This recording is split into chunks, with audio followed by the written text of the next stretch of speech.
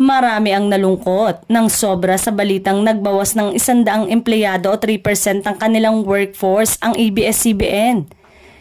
Hindi kasi natumbasan ang kita nila ang kanilang gastos kahit na may Star Cinema hit movies, Bini at FPJ Batang Quiapo.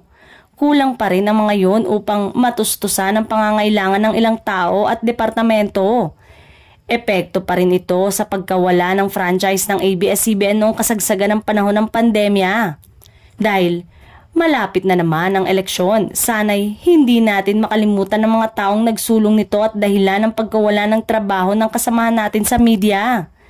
Sa GMA naman, kahit umano may franchise ito, hindi pa rin ito naaabot ang desired na kita. Kaya sa mga susunod na araw, mapapansin yung tipid-tipid ang shows. At ang host, anchors at artista ng mga programa ay may streamline ulit. Sa kabila ng pinagdadaanan ay natuwa tayo ng mabalitaan natin noong first week of October na pumapasok na muli sa ABS-CBN compound ng mga empleyado tuwing Martes.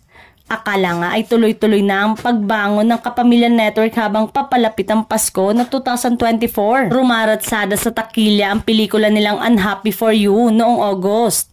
At inaasang tatabo rin ang reunion movie ng Katden na Hello Love Again na magsa-showing sa November 13 pati na yung MMFF 2024 official entry ni Vice Ganda na And the Breadwinner Is.